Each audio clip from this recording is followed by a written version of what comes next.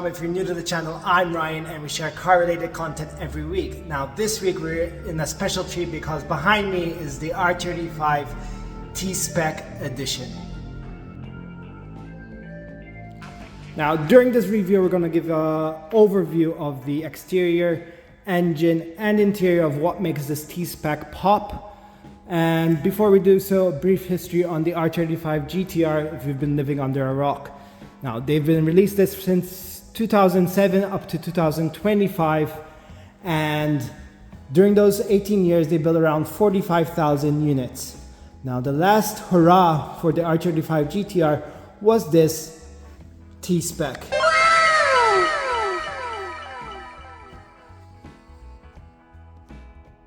Now what makes this T-Spec special? Basically it is the last version of the R35 GTR you could have gotten, and they only built around 200 units or so. The official numbers are not out yet, but this is a very special car indeed.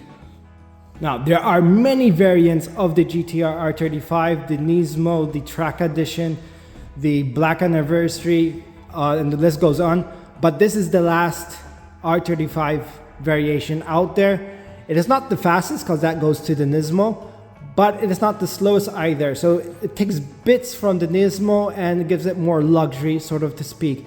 Imagine like a Porsche touring car variant. So this has best of both worlds. And the thing is that because it is very limited in number, it's the latest production, the value of this car would go anywhere but up. Anyways, so the T-Spec is special because it was available in two colors to sort of celebrate the R34. It could either come in this midnight purple color or Millennium Jade. They're called this purple. Well, right now it looks black or gray, but if we get into a different angle, we might see green and purple. So you can see the color changes accordingly, and that's why this color is so popular. Now, the color of this car would pop up under direct sunlight, and very limited where I am at the moment, but you get to see the purple in effect. Okay, let's get to the front of the car and now talk specifics about the T-Spec. Now, the T-Spec is special because it has a very unique bumper. You've got your daytime running lights with honeycomb pattern, and that's not the only place where honeycomb is. We'll showcase that everywhere in the video. You have a very unique splitter on the bottom and a grille. Now there are other T-Spec version a few years back which had like a V lip here and a different front bumper. So imagine this as the facelift T-Spec. Now let's get to the side of the car. Now to complement the aero of the front bumper, we have unique side skirts to the T-Spec. And let's get back. So now it's not only show, you also have upgraded mechanical stuff on the T-Spec. So one of the big things is the ceramic brakes. Now these brakes are huge and they're made by Brembo. And to accommodate this huge caliper, 6-pot I believe, they had to have a wider wheel, which is better for track as well, and increase the width of the fender. And like that, this is obviously very different from a base GTR with this setup. Also ceramic brakes at the back. We'll get to the interior soon. I can't wait to show you the interior. And let's finish off the exterior with the back. Now what is special about this T-Spec from the base version is you do get badging over here, and that's not the only place for badging on the T-Spec, but you also get the titanium exhaust and more honeycomb features for the heat shield for the exhaust. You do got the F1 light over here at the bottom, and what is really special is this rear spoiler. You can see it's not exposed carbon, but it is actually carbon fiber, painted carbon fiber, and it's very unique. And you can tell that it's just for the T-Spec because it is more swooped back over to the rear bumper. Now usually you have the spoilers just go up here or the big Nismo, but this is more subtle. It is carbon fiber and they painted it, so it's like more, if you know, you know, not flashy in your face kind of approach. So now let's get into the interior.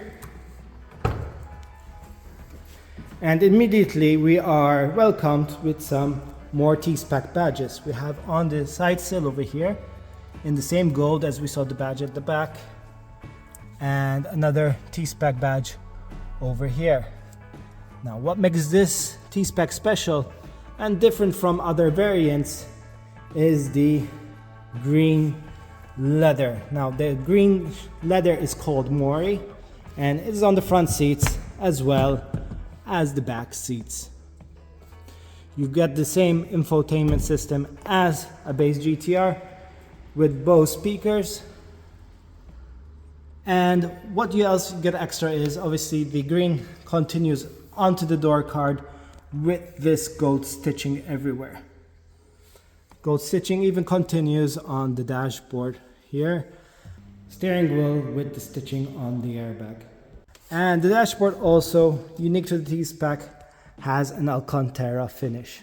Now hopefully I can show you that on the roofline you got more honeycomb design and an Alcantara roofline, which is really cool. Let's have a look at that engine bay. And here is the engine bay of the T-Spec. You immediately notice it's a T-Spec because the gold trim is introduced here as well. Now it's called the T-Spec because it is referring to Takumi. And Takumi in Japanese means specialist. And the R35 GTR is hand-built at Nissan factory, and one of those specialists is this guy here, Tsunemi Oyama, and himself and another 4 or 5 build these engines at the R35 GTR. And that's what makes the R35 GTR special, because all the engines are hand-built. 常にやっぱ質を求めてきてます。はい。でまたチェーンを張って、でまたその確認。Now this is much more faster than the base GTR. Not as fast as the Nismo, but it is more luxurious because you have the leather interior, the subtle rear spoiler, and this unique style raised engineering wheels.